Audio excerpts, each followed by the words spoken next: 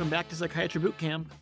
Borderline personality disorder is one of the more controversial diagnoses in psychiatry, and in line with the boot camp mindset, we aren't really going to dive too deeply into that controversy.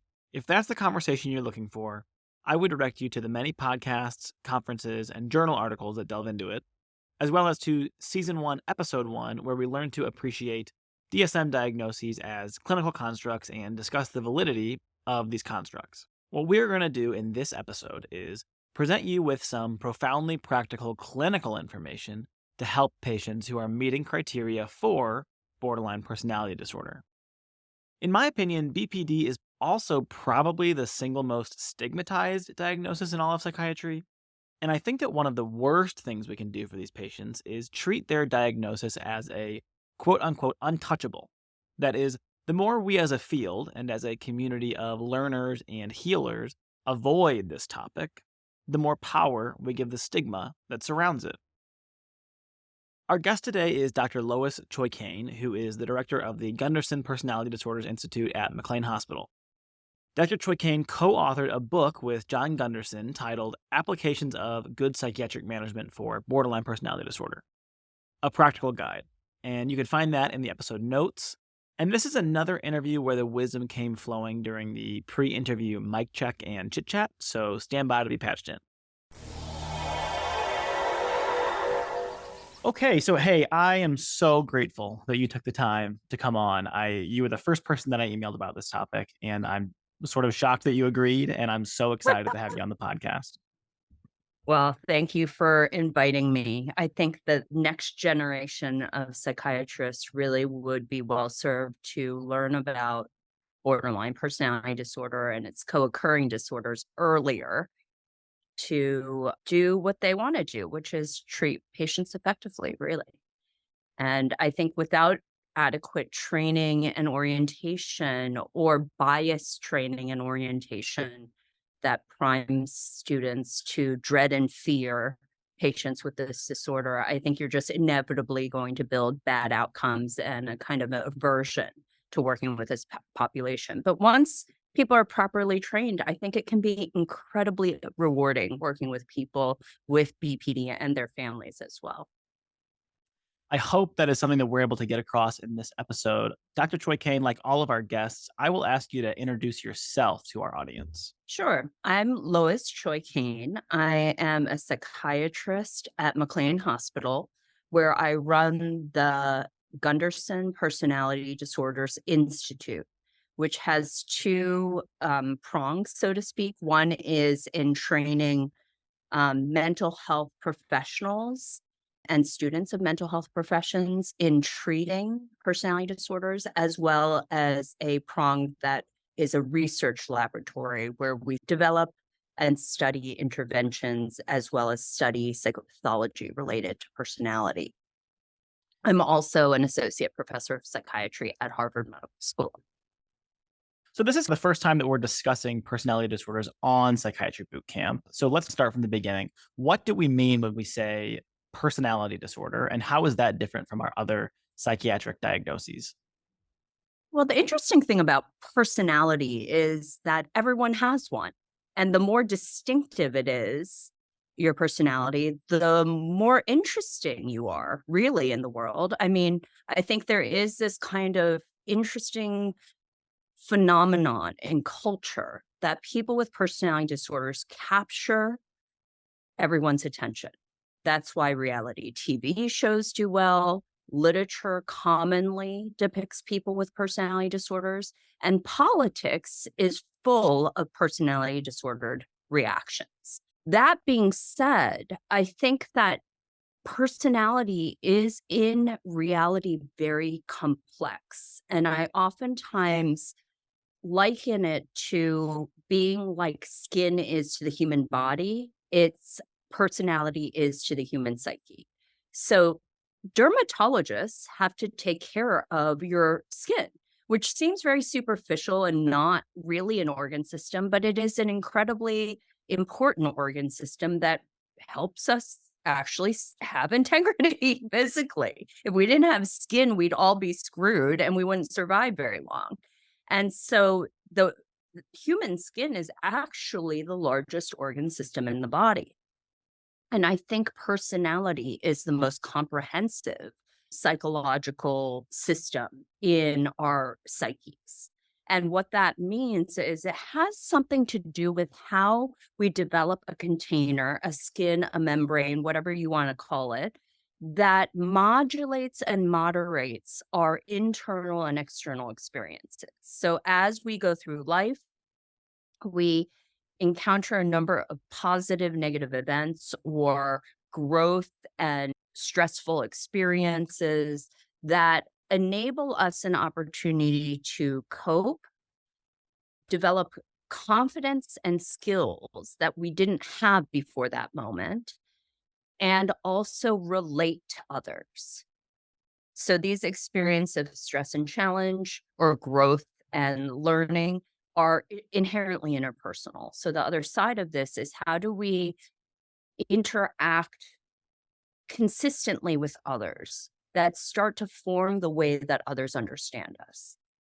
Because after all, not only is skin a protective organ that insulates us from irritants in our environment, whether it's the sun or pollution or heat or cold, the personality also does that.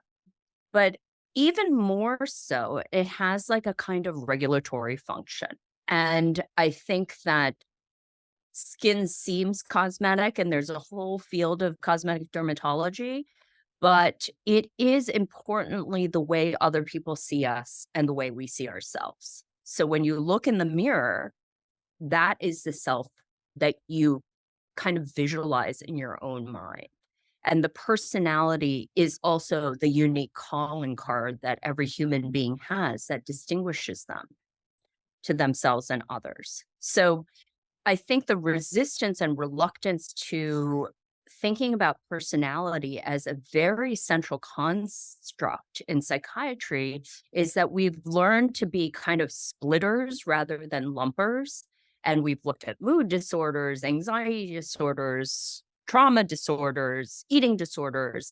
And now there's this movement towards dimensionality that really is more about how overlapping all these things are. I think dimensionality is a misleading term because it's really less about that, but that there are these common forces both within individuals and in their external environment that interact constantly throughout time that produce psychiatric outcomes of all sorts, but also normality, personality functioning in general, but also like a developmental trajectory for each human being.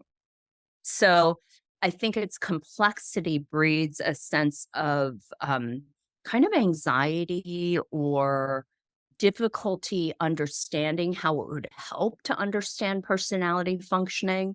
But I think it's quite central to the practice of psychiatry because, after all, I would say that nearly half or more of all patients that do not respond initially to the treatments we assign them to have some element of their personality functioning that isn't addressed enough to get them to the other side of their illness, whether it's a mood disorder, anxiety disorder, substance use disorder, or personality disorder. And I think that goes under addressed because, like you said, clinicians just don't feel confident addressing it. And I think that's really one of your contributions to the field with good psychiatric management, which we will get into shortly. So, when we talk about a personality disorder, where do we draw the line between everyone has a personality? And where's the line between a personality and a personality disorder? And how does that personality disorder develop? I think there are certainly ways to think about this on a spectrum and in categories. So the question is, what makes a personality type more disordered? And the answer is really the symptoms and the outcome. This is still psychiatry, it's still medicine. And I want to be a voice of preserving the medical model within personality studies, because in medicine, even though hypertension, blood pressure is a dimensional entity, we still create a category of hypertension because at this blood pressure, bad things happen to the body. And at this level of symptomatology for personality disorders, bad things happen to the person and those around them. So I think that when the personality structure, cluster, and function creates distress and impairment and disruptions to the usual trajectories of life, that's when it needs treatment. And oftentimes the signals to us in the medical field about when a personality is disordered is when there's some other illness, right? And then we find the person difficult to work with and they frustrate us, and then we diagnose them with a personality disorder. But I, quite frankly, find that extremely self-centered of us as clinicians, because our job, like with mood disorders, is to just evaluate it systematically from the get-go. And that's what a GPM is trying to install as a general good component of psychiatric management. So thinking about borderline personality disorder in general, how common is it? Well, there's two answers to that. And they come from the NASER study, the National Epidemiologic Study of Alcohol-Related Conditions, which was just a wonderful study. It was large in its sampling. It was over 30,000 to begin with. And there is no sample like it, but it's also non-institutionalized civilians. So it's not derived from a psychiatric center.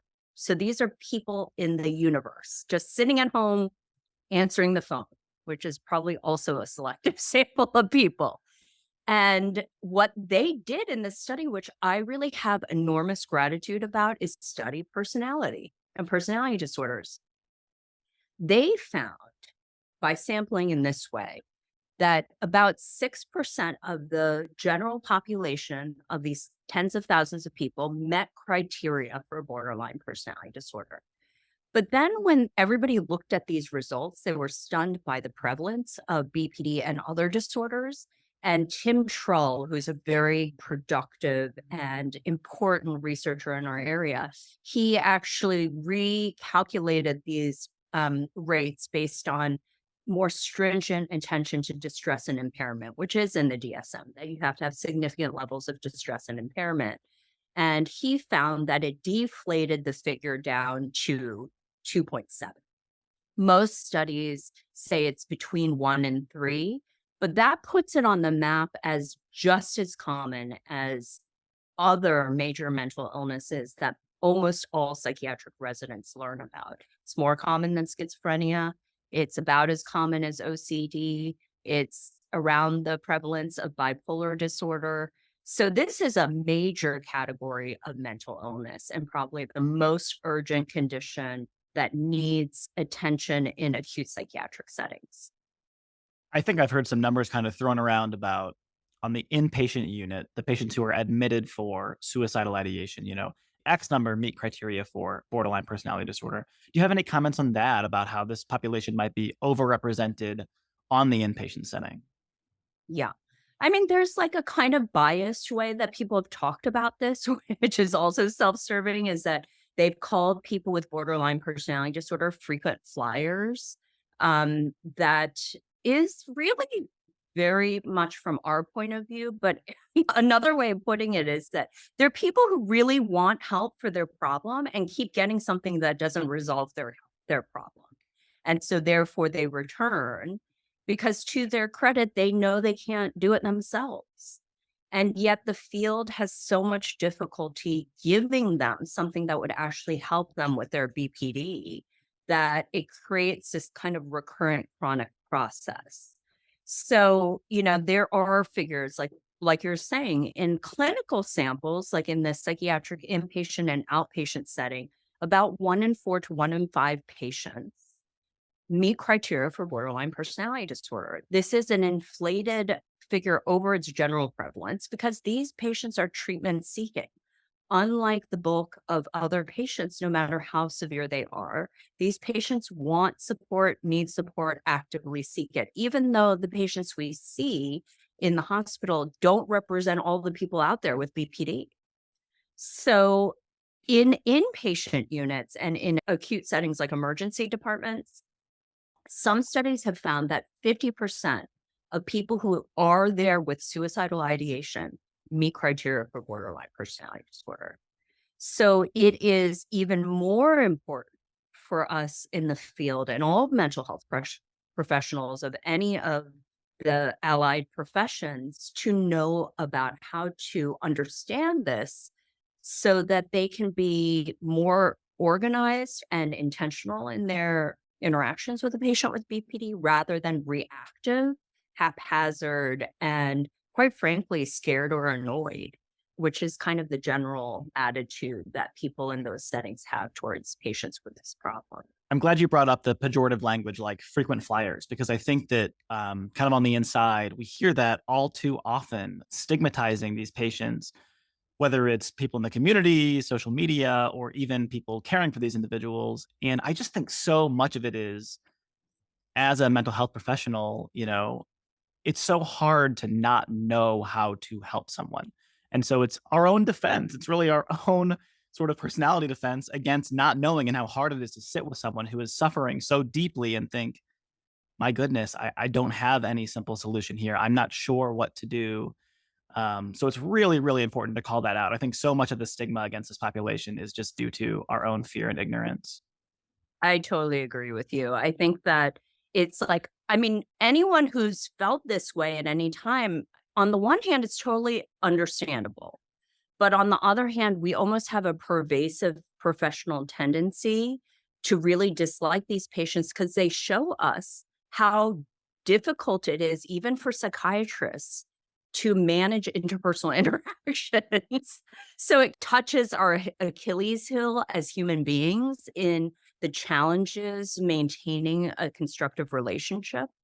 And that, I think, is exactly what you're saying, is the feeling of helplessness and being so de-skilled and not in self-possession or control over the interaction that breeds an aversion and then kind of a stigmatized view towards these patients. And even the more well-meaning movements to say they all have post-traumatic stress disorder or they're traumatized, I think they come from a well-intentioned but unself-aware place, because part of the dynamics of BPD is to idealize and devalue, to internalize or externalize. So, the thing you were just talking about is about our profession's externalization of the problem. It's them. It's not, I'm perfectly good at my job. I'm messing this up because they're so difficult or they're so treatment resistant. That's an externalization.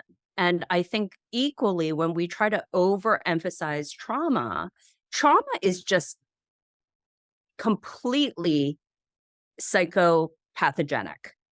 It causes disorder across the board, not just BPD, but somehow we single out BPD as the one thing that we question the legitimacy over. We would never say, oh, you don't really have an alcohol use disorder. You don't really have depression if you've had trauma. But somehow we say, you don't have BPD if you have trauma, you have PTSD, even though the symptoms are extremely distinct. So I think we have to be aware that, yes, on the outside, people with BPD are challenging to stay in a relationship with, but that's the definition of their disorder. So we need to depersonalize that aspect. And then we have to work harder to use our best skills and understanding of what we do in order to cope with the interpersonal instabilities, rather than say it's the diagnosis to blame or the patients to blame or something else that's not really that constructive for the moment-to-moment clinical interactions that we have on like a daily basis with these patients, given their prevalence. Even primary care providers, the rate of BPD in primary care settings is 6%. That's double their prevalence in the general community. So they're twice as good as visiting their PCP than a person without BPD. But that means that one in at least every 20 patients, a primary care provider is going to see a patient with BPD. It's just a fact.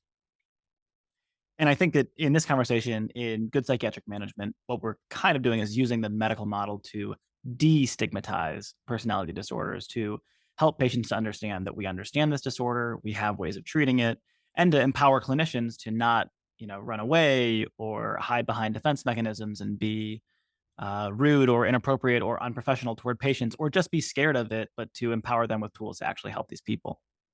Exactly. I think there is nothing more rewarding than getting to an outcome that everybody wants with a patient who has borderline personality disorder. And yet, I think the kind of fear and avoidance of these patients make it hard to have a corrective experience about those beliefs. So, for example, I think that people with BPD, because of their inherent interpersonal instability and hypersensitivity, they tend to split, like Otto Kernberg and his group talk about a lot and centralize in their treatment, that there's idealization and devaluation. It's very black and white. It's not incorporated into a more realistic take on reality, right? So what happens is people are all good or all bad. So sometimes there's this idealization of certain kind of relationship, and the kind of value of that relationship is determined by how much the other person shows they care, how much the other person will drop everything to see this patient, how much they'll go overtime for this patient, how willing are you to bend the rules for this patient, because they're so insecure about themselves that they need extreme demonstrations of care in order to counteract their insecurities about themselves and others. And the problem is that oftentimes even the best of treatments like dialectical behavioral therapy, the out of session calling is a trap for a clinician that doesn't understand idealization and devaluation. I think a lot of DBT therapists are very well trained to be behaviorally shaping, that is, not reinforce problematic behavior, and coach and intervene on the patient to get them to more effective behavior. But what oftentimes happens is some sort of interpersonal process that's not conceptualized within DBT. Now in GPM, we really centralize the interpersonal process, but we also embed it in a public framework of medical healthcare, because we are clinicians of any discipline and they're patients. And though that relationship in itself define roles and goals, and the relationship is only working insofar as it's producing the results that it aims to produce. So it's not so much about showing how much you care, but being effective in helping the patient get better. So if the patient thinks you're like the best thing since sliced bread, but they're still suicidal and cutting themselves, especially when you're not available, then that treatment isn't really working. And it's kind of the same thing as, like, I thought it was hilarious in The Sopranos that it took 6 seasons for the psychiatrist to realize you couldn't treat an antisocial personality like a mob boss who would kill his best friends and cheat on his wife and have no guilt about it. Making a person who's doing that feel better about what they're doing is not helpful. It's not helpful to that person. It's not helpful to those around them.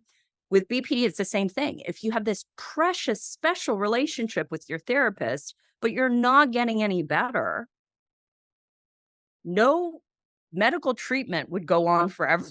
That happened. If you were seeing, like a doctor for your psoriasis and you got worse and worse and worse, or you didn't get any better like other people do in studies, then you would go to a different doctor. And I think the dynamics of BPD work differently and uniquely. And I think it's a lesson to the psychiatric profession of all disciplines involved that it's actually more complicated than that. Our own ideals of being helpful are kind of challenged by the interpersonal dynamics of those who have BPD, because sometimes you have to be really firm. You have to be willing to roll up your sleeves, just like surgeons or OB-GYNs, and just get your hands really dirty and get into the mess of things. Be normal. If someone yells at you saying, are you angry? I mean, that would not happen in any other conversation we have in our lives. You would say something normal, like, what just happened here? Like, what's going on here? And I think that that's what GPM aims to reinstate in people, is like just having common sense, enough knowledge about BPD to counteract its interpersonal instabilities, and a kind of goal orientation, that the point is not to prove to this person that they're worthy. The goal is, as medical professionals, to reduce symptoms and increase functionality.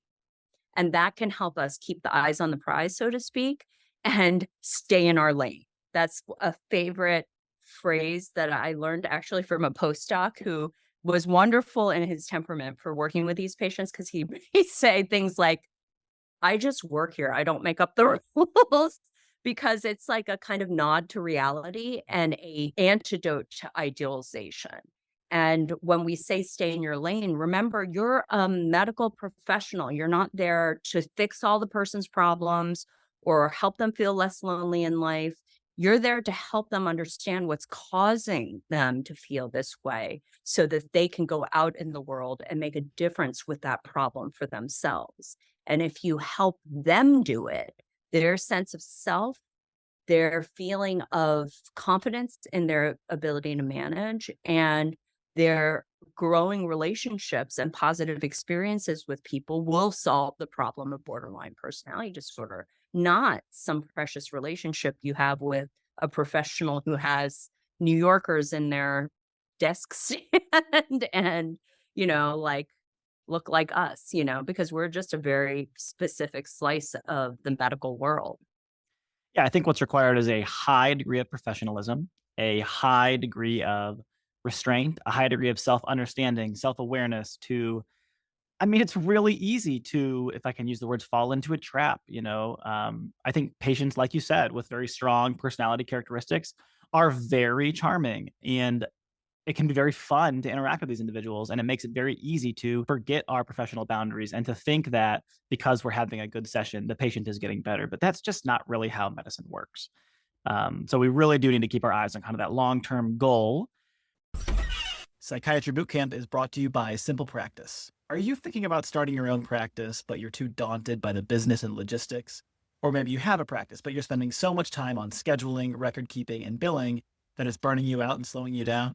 Simple Practice is the solution for you. Simple Practice is an all-in-one EHR designed to help practitioners thrive.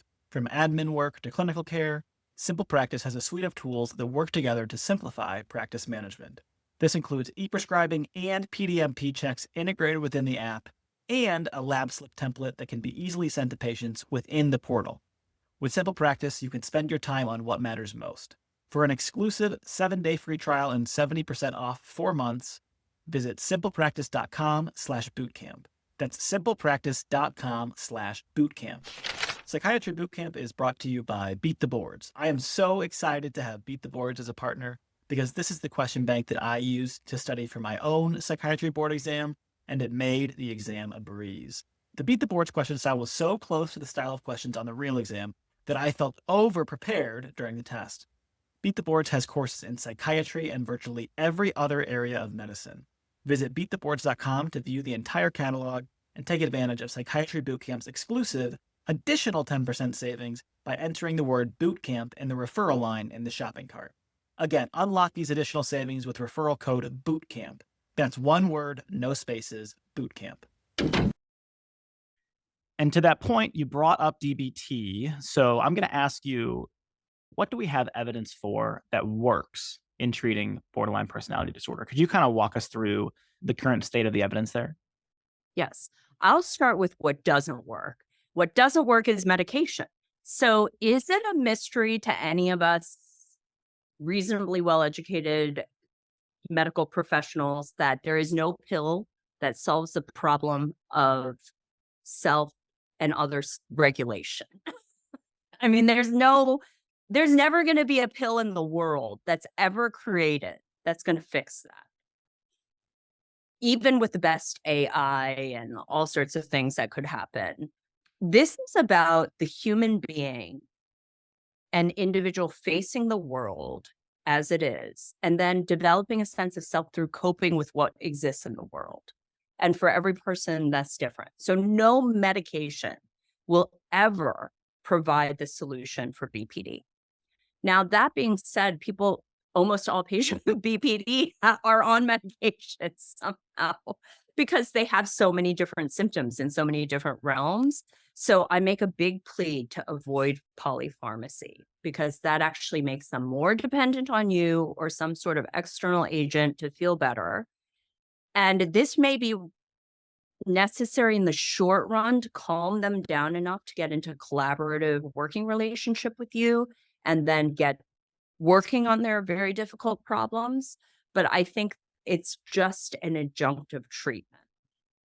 And as a field, we have to be a little bit more specific about where and when medications are indicated. The other area, which is more robust, is psychotherapy. So we know that all the treatments that have some evidence in randomized controlled trial of being effective are all psychosocial treatments, all psychotherapeutic interventions of some kind, from simplistic, like skills-based interventions, bibliotherapy, structured clinical management, general psychiatric management, even befriending people works. And then there are the more complex, intensive specialist treatments that we all kind of overly associate with this disorder. That is dialectical behavioral therapy, mentalization-based treatment, transference-focused psychotherapy, schema-focused therapy. These are all like incredible therapies that are comprehensive, innovative, teachable, and employable. But they're not ever going to be a public health solution because there are just not enough clinicians in the world to treat the patients that exist, because there's not just BP patients out there, but practicing these treatments restricts your caseload to like 30 people at most if you're working yourself into the ground. And if you're doing something like teaching people or writing books or having a private practice that's sustainable, you're not going to be even able to reach that level. And so we have to figure out something that might not be as effective, but is more sustainable and more scalable across the field so that everyone can get a little better rather than like a small minority of patients getting something that some of them will stay in and get better from, and some of them will drop out and just not respond to it. So I think we're putting all our eggs in the wrong basket. Not that we shouldn't put some of the eggs in that basket. We should put them also in other baskets that make clinicians feel like they can be helpful.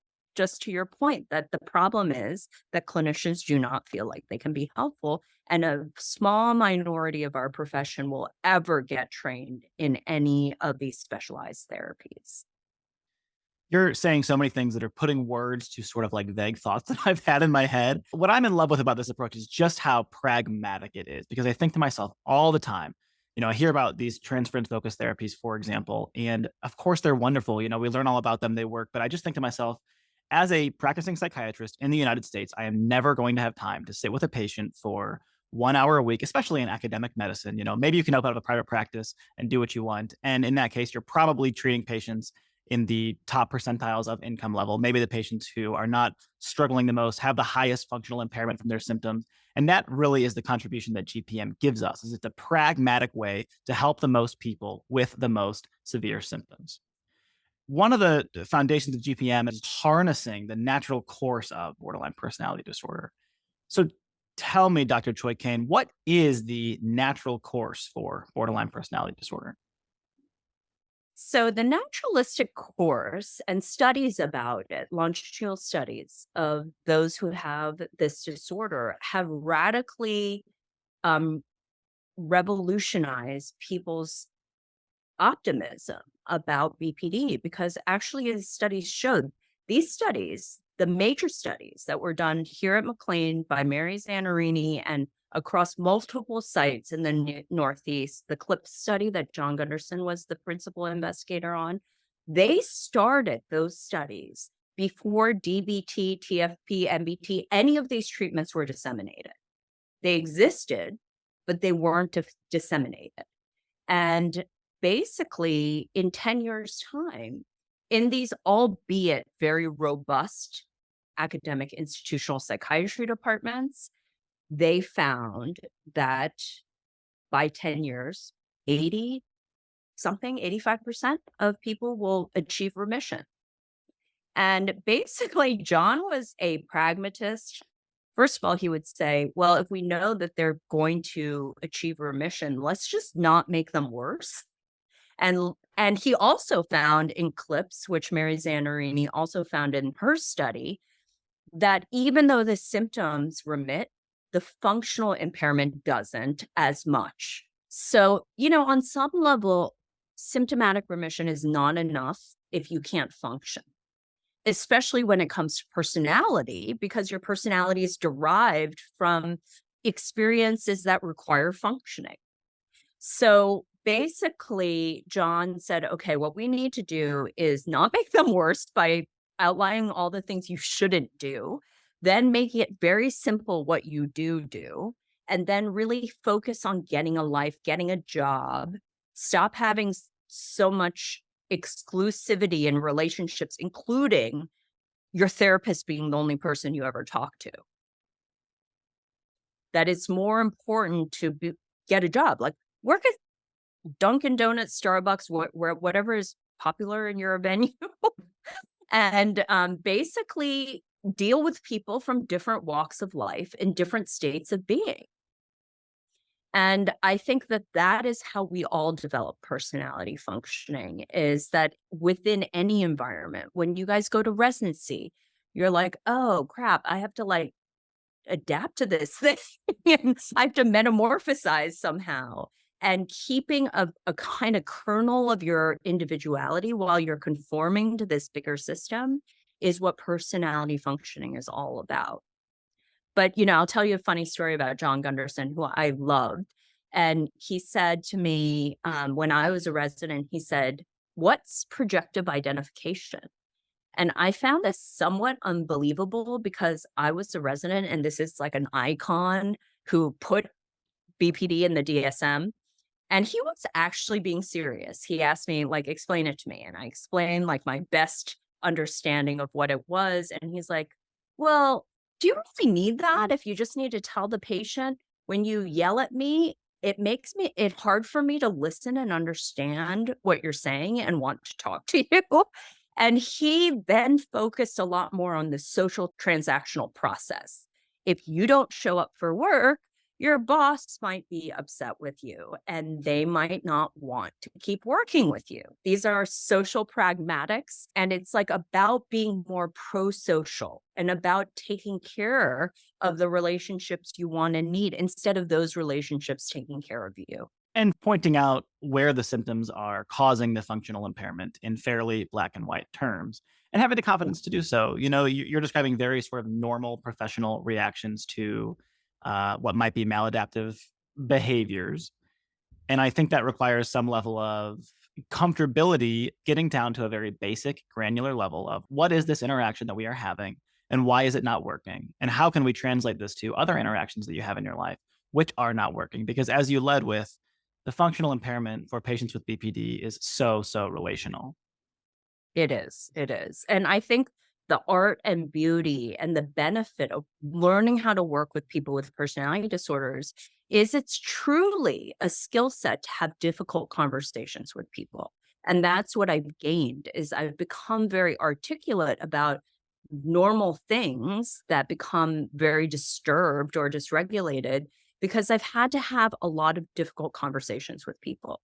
They range from your feet smell to you are sabotaging yourself in such a severe way that it's making you not trust anyone in the world. And these conversations take a lot of patience, understanding, self-care, and ability to stay in the game of the conversation despite all the noise and chaos. And if a psychiatrist can do that, they can do most things. It's just that's why residents are thrown into the deep end. They go to the inpatient units and the emergency room where they're the most acute patients, because they throw you into the deep end so that you orient very quickly to the most difficult parts of psychiatry. And it also lets the older psychiatrists You said that out loud, this is a yeah, podcast. again. So Yeah, before we, I'm good at telling the truth and having difficult conversations. there you go, a consummate professional. So before we dive into the principles of GPM, which I'd love to spend significant time on, who can practice GPM? Where does it fit into the current United States healthcare system? I think, first of all, everyone who doesn't practice one of those other well-known treatments can practice GPM.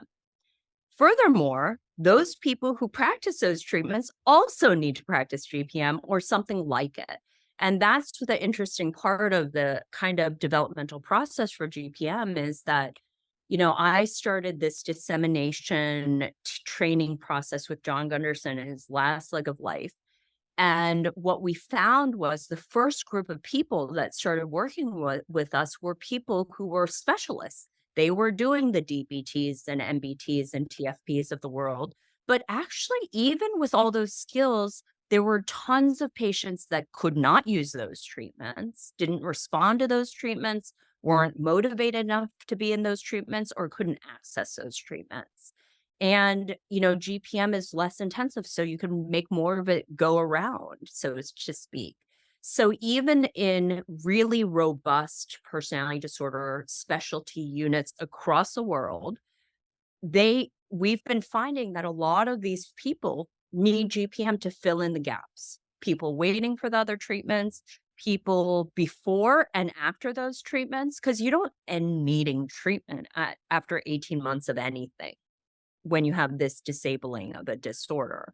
So we just have to be able to employ something. You can't employ DBT in the emergency room or the inpatient unit. I know they do skills groups, and that's helpful, but the studied effects of DBT are not going to unfold in those contexts. But GPM is supposed to be installed as a usual part of healthcare, making a diagnosis, psychoeducation, setting goals, having a formulation of one's problems and the way the symptoms interact. Just like with diabetes, dysregulation of blood sugar is the central formulation, and all the symptoms are explained by it, right? So why am I urinating so much? Why am I so thirsty and drinking lots of water? Why do all these, why am I having vascular problems? These are all explained by variations in one's blood sugar level that are discontrolled.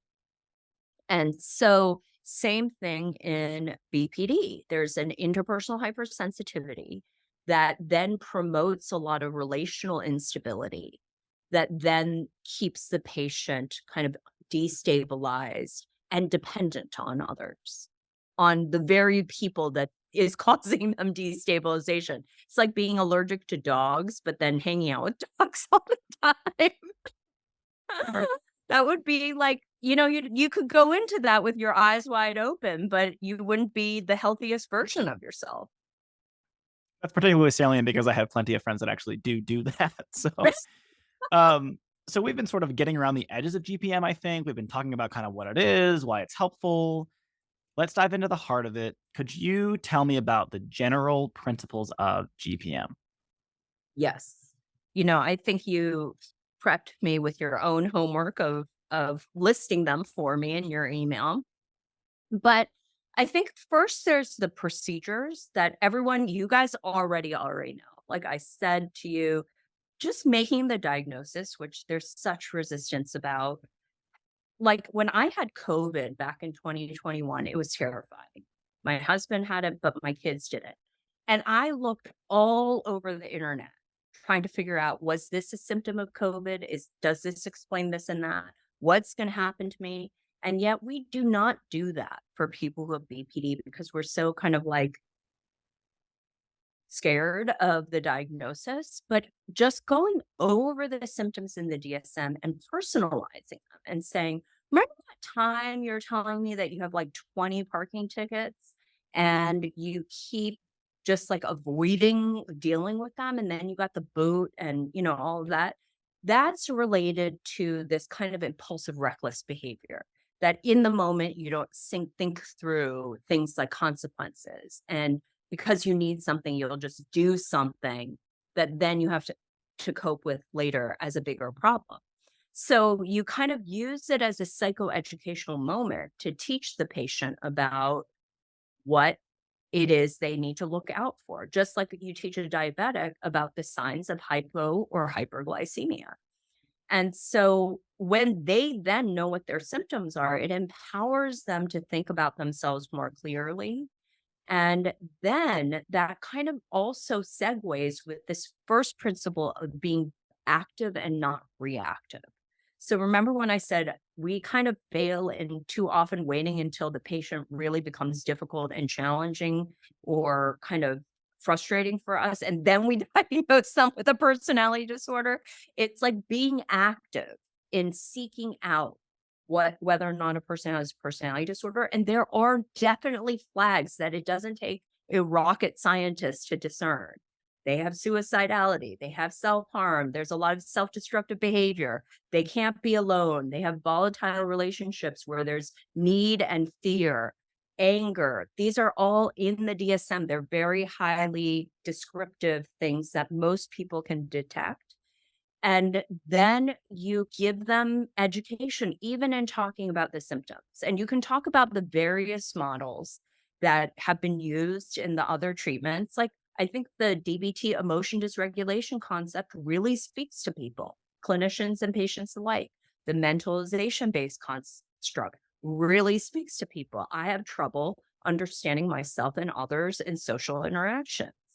The TFP concept really speaks to people. The splitting, the black and white thinking, the unstable relationships, the idealization and devaluation, the aggression, the identity diffusion, primitive defenses.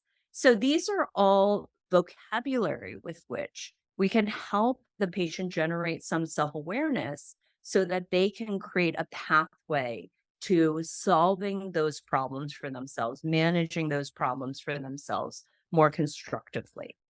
So when you do this, you're trying to do, like I oftentimes say about conversations, it's like a game of catch where they say something, you catch the ball by listening. And that's an active process. You have to really listen to first what they say and then what you think they mean. And this is a game of catch. Are you saying this? When you said this, did you mean X or Y? It's interesting that you say this today, but yesterday you said that. You know, these kinds of ways that we're creating meaning and perspective on what they're saying feeds back to them something about their own experience that gives them a sense of how they're coming across. It might get a more clarified perspective for them about what's going on. And then it might give you a shared way of understanding a path forward. Because they might be in an environment where this is not so obvious, even though to us, some of these things, like you said, the criteria that you walk through can be fairly straightforward in a general psychiatric interview. But pointing out something simple like that, you said this yesterday, you said this today, that makes me feel this way. It can be very simple, but very therapeutic. Yes. I sometimes say instead of a conflict model, which I think too many people assume for patients in general, it's more a splitting or fragmentation model. Is that on the one hand, you said this, you hate me, but on the other hand, you're suggesting that you don't want me to leave you. So how do we like put these two pieces together? So it kind of is like, that Sesame Street thing where they're like, say the front of the word and the back of the word, and then they put them together. You're really trying to weave together understanding for patients, not just with BPD. That's what we do for patients more broadly. But I think that people with BPD need more of this metabolization through conversation. They're interpersonally sensitive, but they're also very interpersonally engaged. And while I'm saying that they're hypersensitive, they also read people better than most. So it's not just that you have to have good professionalism, you also have to be real. You can't just be like vague and, kind of abstract and like boundaried. They can read you like a book And if you're not being real with them, they can tell, but they're not necessarily going to know what it is. So that feeds some paranoia.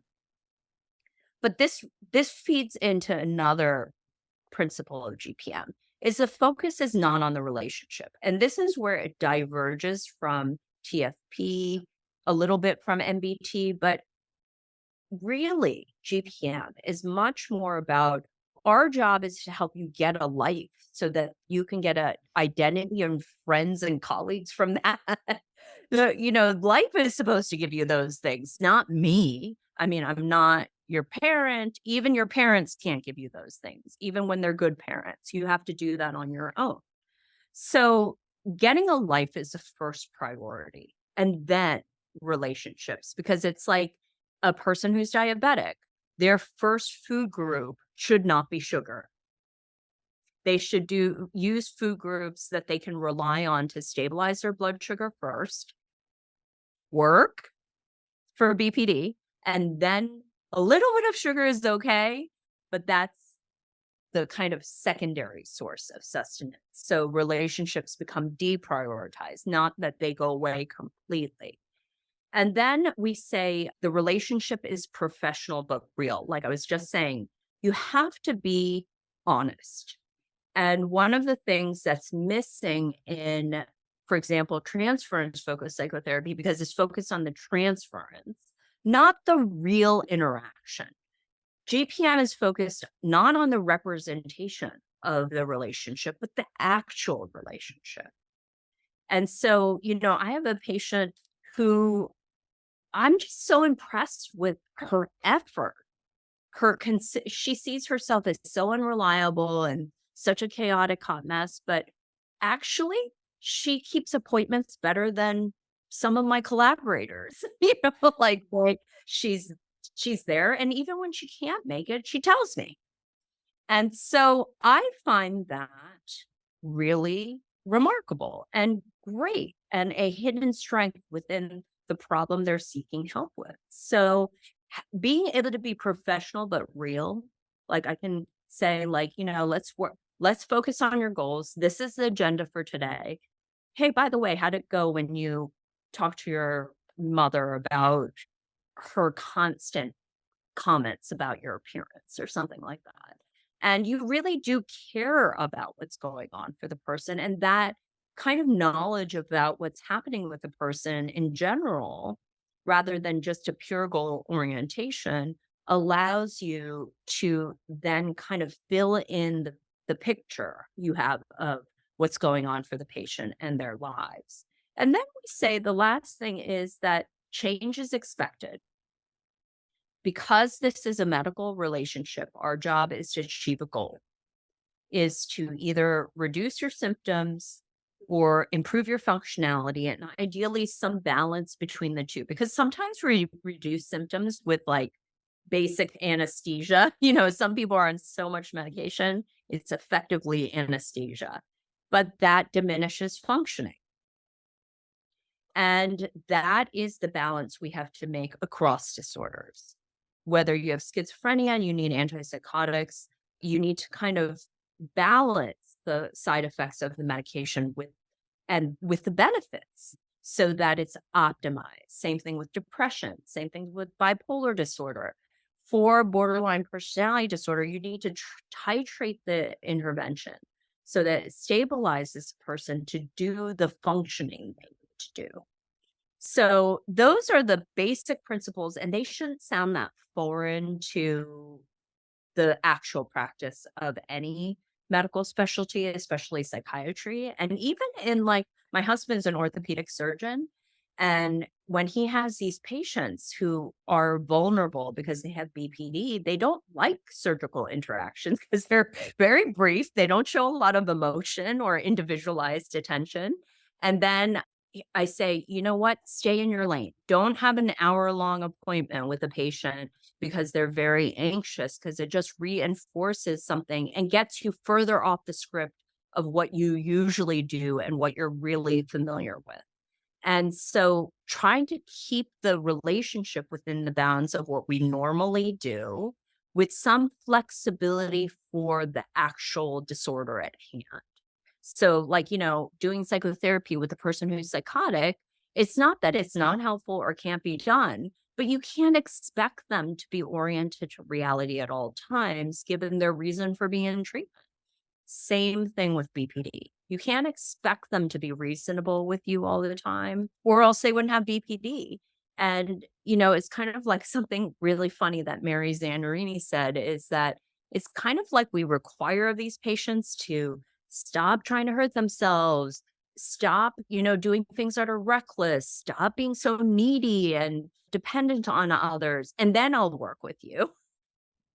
And it's kind of like a neurologist saying to a patient, "Stop having those seizures, and then I'll be your neurologist."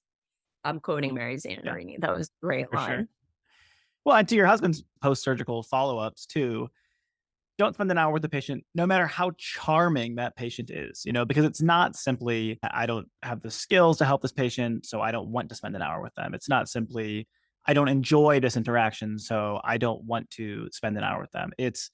This is not productive. This is, in some ways, a representation of the larger problem, which is relationships can become dysfunctional. Relationships can become everything. If you are not willing to spend an hour with me, I am therefore a terrible, worthless, empty human being.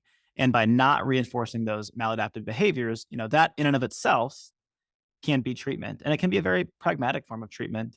I think that I'm going to write professional but real on a post-it note and put it on every computer that I work at. I mean, what a wonderful way to anchor yourself too, because I can think about these really charged interactions, whether it's anger, suicidal behavior, dissociative symptoms that enter the office with us. And so many times I think I just am not sure what my role is here in this interaction. Professional but real. I don't need to tell them about all of the things going on in my life that are causing me distress because I think that they'll understand me better and like me more and get better. I need to be professional. But when the behavior is just not going to work in any context on planet Earth, we need to acknowledge the fact that that's why they're in our office. They're there because they're seeking help. They're there because things aren't working for them. They're asking for our expertise. And that's where the realness comes in. We can be very direct about these things. And by avoiding it, whether it's because of ignorance, whether it's because it's too hard to have these difficult, direct conversations, we're really not putting the patient first when we avoid this, even if everybody's leaving the office with a smile. So I think that's a wonderful little nugget there. Professional, but real. I will reframe it as a different thing too that can also be an alternative to it, which is be helpful, but bound to reality. you know?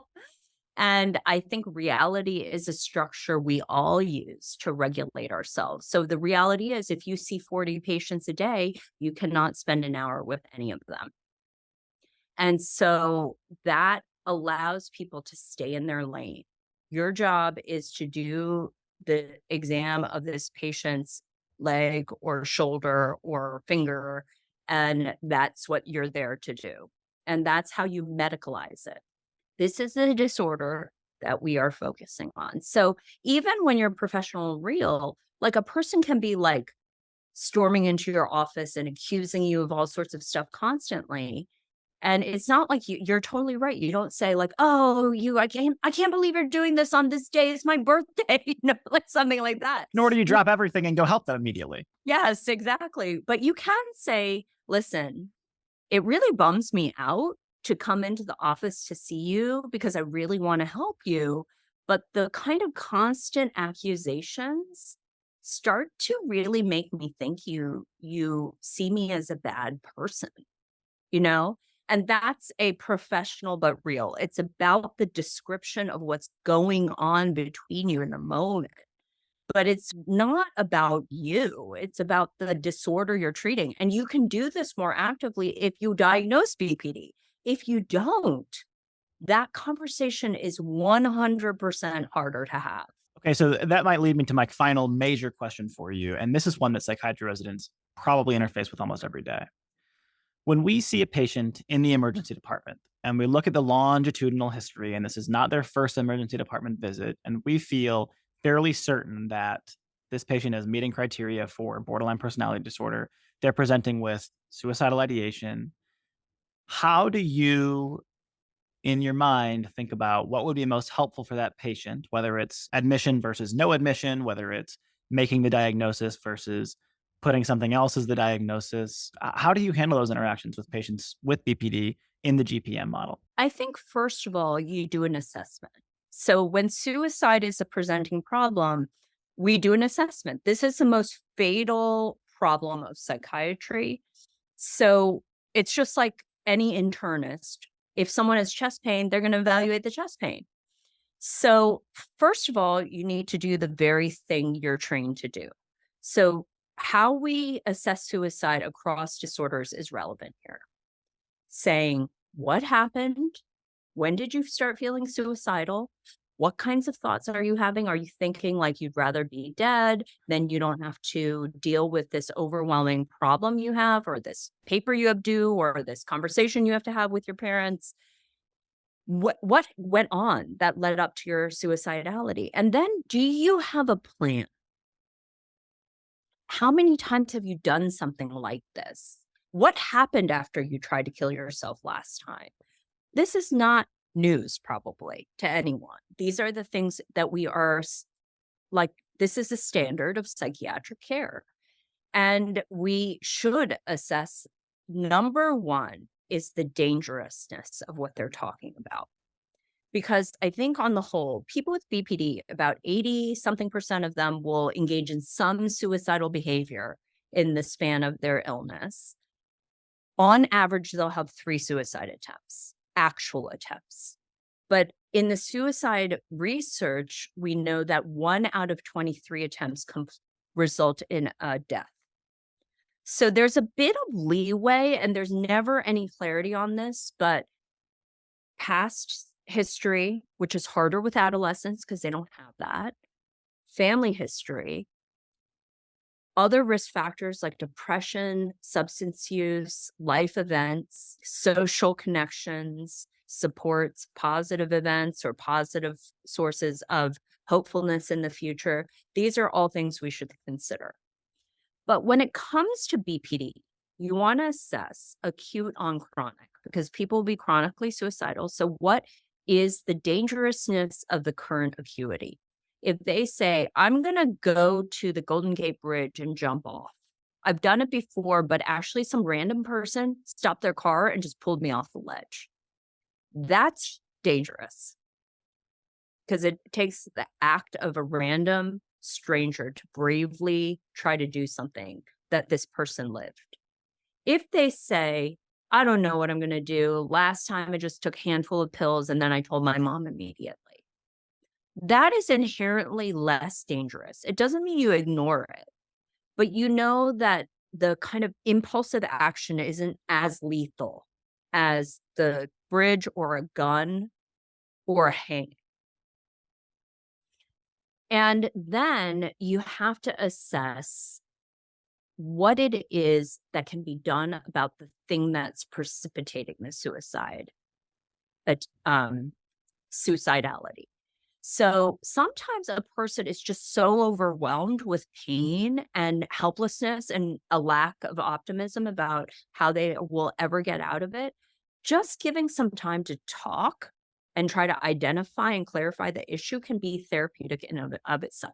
And you have to stay in your lane. Don't have like a 10-hour conversation. That may be in a way why psychedelics work, because it's a lengthy conversation in each session, aided by psychotropics that open people up. But, within the scope of a usual evaluation of a suicidal patient, you want to assess how that all unfolded. In GPM, we use this interpersonal hypersensitivity model that distinguishes threatened states when people get into an angry, devaluative mode where they're either lashing out at others or harming themselves or blaming themselves as being worthless.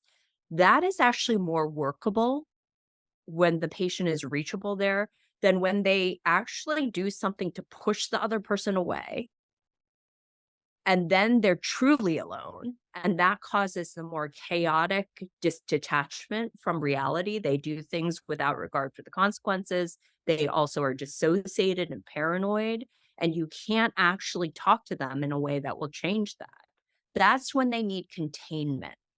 And actually the suicidal despair they get into creates a signal to the social environment, help me.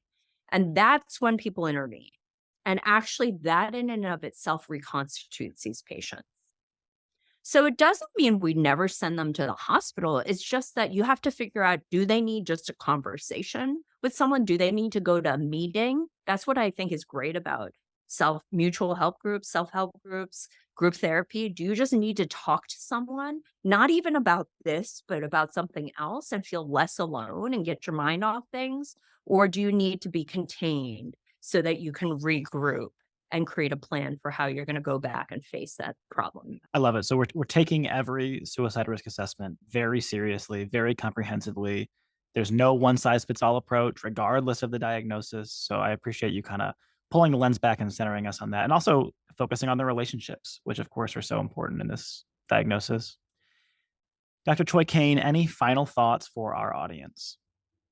Well, I just want to say that part of my motivation for this, I think it's wonderful when any young people are interested in BPD. And I think, in fact, the way to get over the stigma in the field, because there's many generations of psychiatrists that have a lot of inordinate pessimism about BPD. I want to reach young people early in their career. And so I'm glad you're doing this podcast for your colleagues when you're just starting out, so that you can approach reality with a more optimistic and prepared lens. But if you want to learn more, there's two things I would recommend. There's a course online that's only $45. I suggest you lobby your program director to pay for it for your group. And you can even watch it all together to save the $45 for each person. You could discuss it over time. It's very high yield. John Gunderson filmed in it before his death in 2019. And it's a wonderful starting point. And it goes along with the book he wrote, which is only actually 67 pages in content. The rest of it is cases and resources. So it's a very quick read for any resident. That's what John wanted when he wrote this book, is for it to be accessible to the person on call, the person in the inpatient unit. We will definitely link the course in the show notes and any other relevant materials that you think. And I can't tell you how grateful I am that you spent this time with me this morning. And I think it's going to be so helpful for our listeners to feel empowered to help these patients by being professional and real. That's the point of life in general. So thanks for having me. Thanks so much. Take care. Okay. Thanks for listening to this episode of Psychiatry Boot Camp. Please leave a rating and review. If you have questions or feedback for me, you can email me at psychiatrybootcamppodcast@gmail.com. The opinions shared in this podcast do not reflect the opinion of any institution, including host or guest employers or podcast partners. This podcast is not intended to be used as medical advice or in any legal proceedings whatsoever, including to establish a standard of care. This podcast is intended only as a supplement to a complete, accredited psychiatry residency and is grossly inadequate to rely on for medical decision-making. It is intended to entertain and inform. You should always rely on your own clinical judgment when making medical decisions, and contact your physician for medical